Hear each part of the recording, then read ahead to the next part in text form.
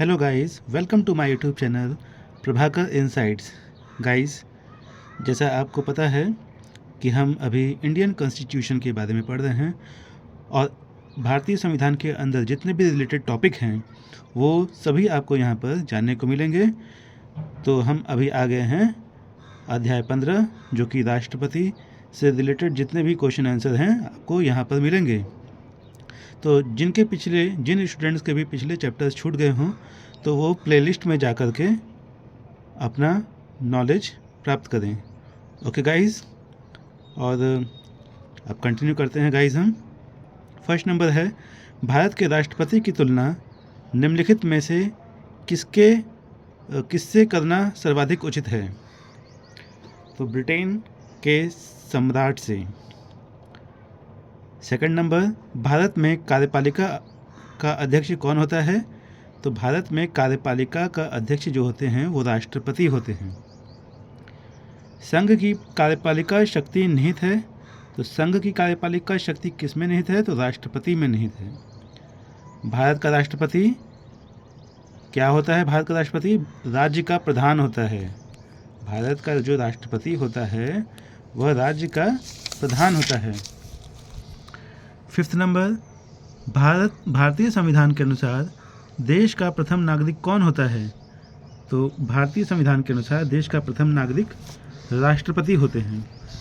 भारतीय संविधान के अनुसार संघ की कार्यपालिका शक्तियाँ किस में निहित होती है?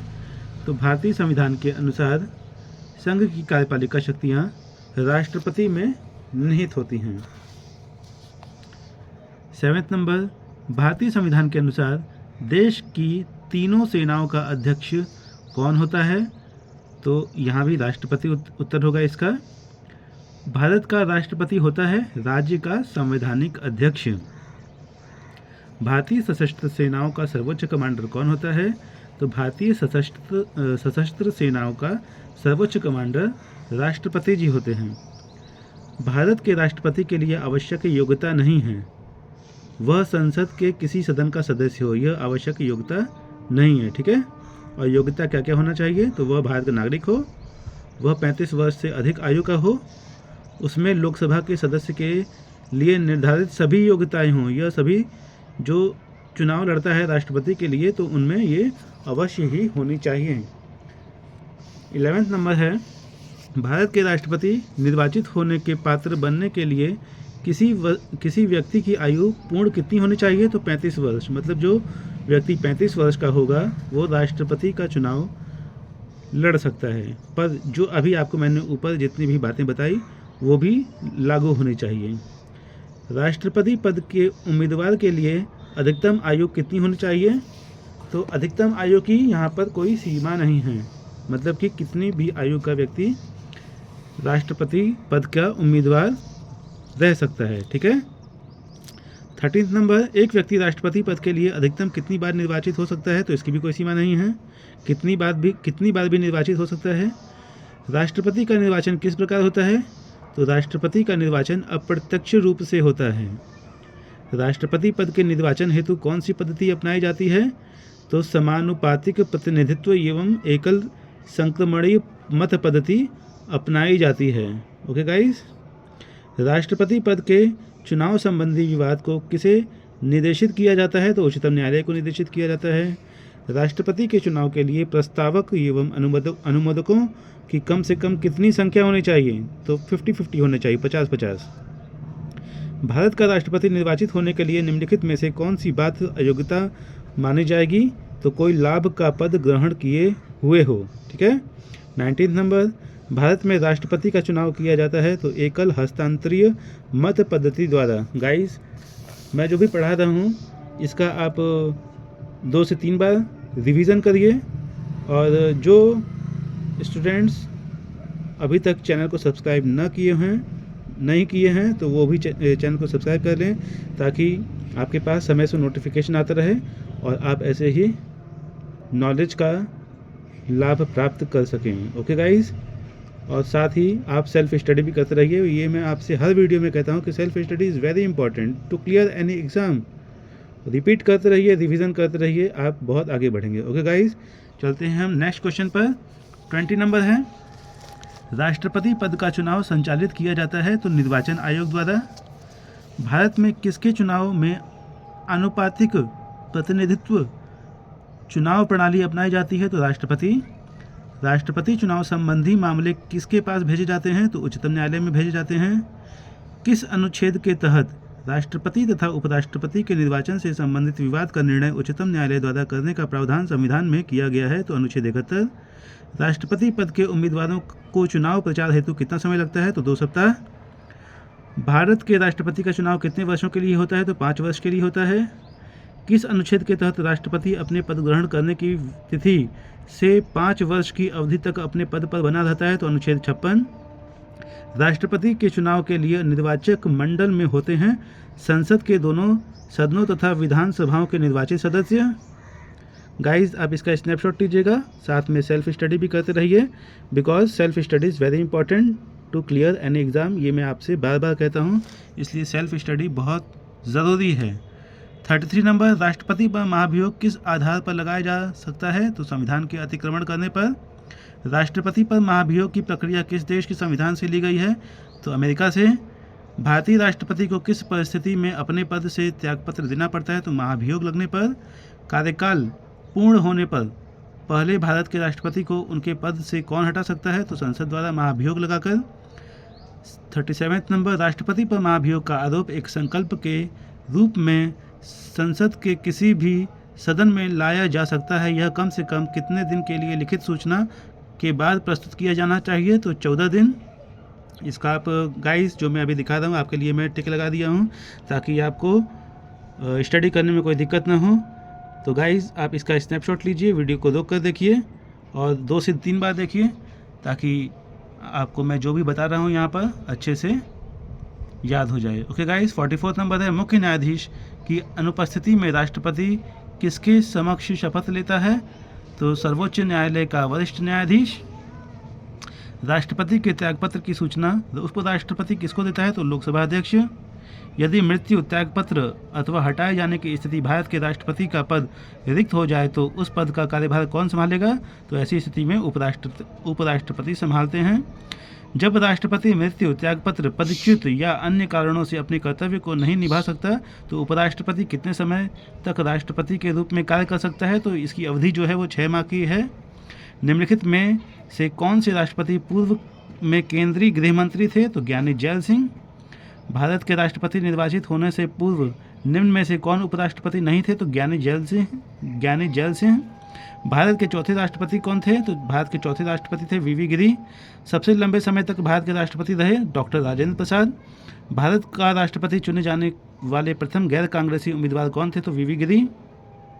भारतीय राष्ट्रपति के सर्वसम्मति से चुने जाने का अभी तक एकमात्र उदाहरण है नीलम संजीव रेड्डी।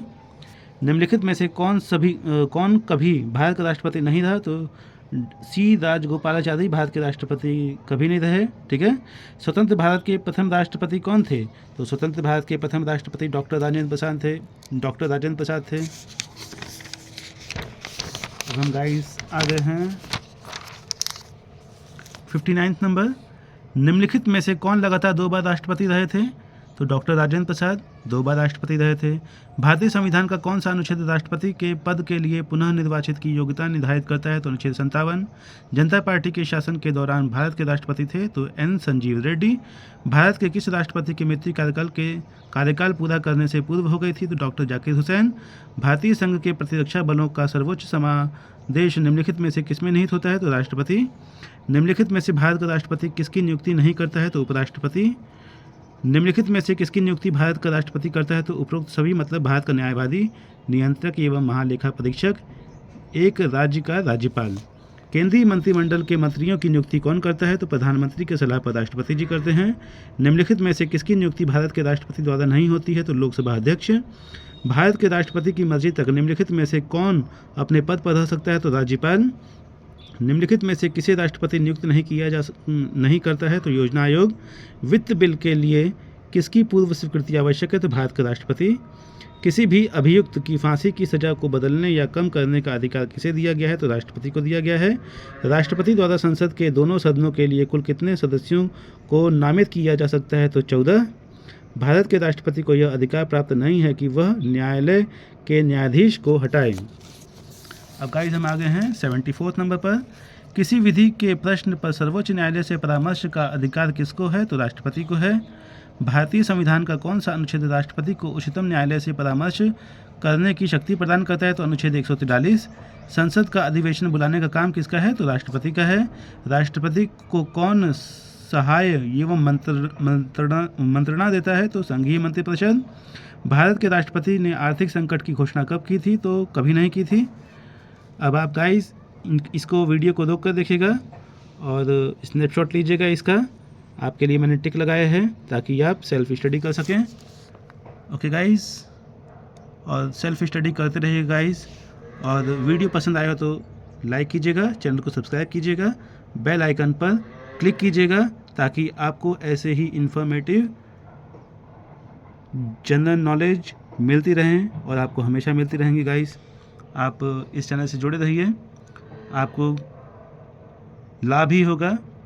ओके गाइस, प्रश्न नंबर 101। भारतीय संविधान का निम्नलिखित में से कौन सा अनुच्छेद भारत के राष्ट्रपति में अध्यादेश जारी करने की शक्ति प्रदान करता है? तो अनुच्छेद 123। राष्ट्रपति द्वारा जारी एक अध्यादेश संसद के सत्र शुरू होने के बाद कितने समय तक रखा जाना आवश्यक है? तो 6 सप्ताह। भारत के उपराष्ट्रपति के पास कौन सी वीटो शक्ति होती है? तो उपरोक्त सभी, मतलब पूर्ण निषेध, निलंबित निषेध, पॉकेट निषेध। राष्ट्रपति या उपराष्ट्रपति की अनुपस्थिति में कौन कार्यभार ग्रहण करेगा? तो सर्वोच्च न्यायालय का मुख्य न्यायाधीश। अध्यादेश जारी करने का अधिकार राष्ट्रपति का कौन सा अधिकार है? तो विधायी अधिकार है। प्रश्न नंबर 112। निम्नलिखित में से कौन सा राष्ट्रपति के निर्वाचन का भाग है परंतु उसके महाभियोग अधिकरण का भाग नहीं है? तो राज्यों की विधानसभाएं। राष्ट्रपति के उम्मीदवार के लिए क्या आवश्यक है? तो वह पढ़ा लिखा हो, ये उसके लिए इम्पॉर्टेंट है। जो इम्पॉर्टेंट है गाइज यहाँ पर मैं सिर्फ उसे ही बता रहा हूँ जो एग्ज़ाम पर्पज़ से काफ़ी इम्पॉर्टेंट है। 119 नंबर। राष्ट्रपति के चुनाव में विवाद होने पर किसकी सलाह ली जाती है? तो सर्वोच्च न्यायालय। भारत का राष्ट्रपति किसका एक अभिन्न अंग है? तो संसद का अभिन्न अंग है। जब राष्ट्रपति एवं उपराष्ट्रपति का पद खाली हो तो भारत के राष्ट्रपति के पद पर कौन होता है? तो भारत का मुख्य न्यायाधीश होते हैं। लाभ के पद का निर्णय कौन करेगा? तो संघीय संसद करेगा। भारत सरकार का संवैधानिक अध्यक्ष कौन है? तो भारत सरकार का संवैधानिक अध्यक्ष राष्ट्रपति हैं। भारत के पहले राष्ट्रपति के रूप में डॉक्टर राजेंद्र प्रसाद का चुनाव किया गया था तो संविधान सभा द्वारा। इसका आप गाइस स्नैपशॉट लीजिएगा। ये 137 नंबर है। भारत के राष्ट्रपति निर्वाचित होने की न्यूनतम आयु क्या है? अभी हमने पढ़ा था 35 वर्ष। भारत के राष्ट्रपति पर महाभियोग लगाने का अधिकार है संसद के दोनों सदनों को। भारत में राष्ट्रपति राज्यसभा के कितने सदस्यों को मनोनीत कर सकता है? तो 12, वेरी इंपॉर्टेंट। संविधान के अनुसार निम्नलिखित में से क्या शब्दशः भारत के राष्ट्रपति की शक्ति नहीं है? तो संसद के सदनों को संदेश भेजना। निम्नलिखित में से कौन हमारे देश के दोनों में से किसी भी सदन का सदस्य नहीं होता? तो राष्ट्रपति। और आप इसका स्नैपशॉट लीजिएगा गाइस और सेल्फ स्टडी करिएगा। वीडियो रोक कर देखिएगा। 149 नंबर। भारतीय संविधान के अनुसार कार्यपालिका का प्रमुख कौन है? तो राष्ट्रपति जी हैं। तो गाइस वीडियो पसंद आया तो लाइक कीजिएगा, चैनल को सब्सक्राइब कीजिएगा और अपने फ्रेंड्स के साथ शेयर कीजिएगा ताकि वो भी इस इन्फॉर्मेशन से जुड़ सकें। चैनल को सब्सक्राइब कर लीजिएगा गाइस, क्योंकि आप चैनल को सब्सक्राइब करेंगे तो आपके पास समय से नोटिफिकेशन पहुंच पाएगा। और इसी तरह से जुड़े रहिए इस चैनल से और सेल्फ स्टडी करते रहिए, आगे बढ़ते रहिए गाइस। ओके, मिलते हैं हम नेक्स्ट वीडियो में। Thank you for watching this video.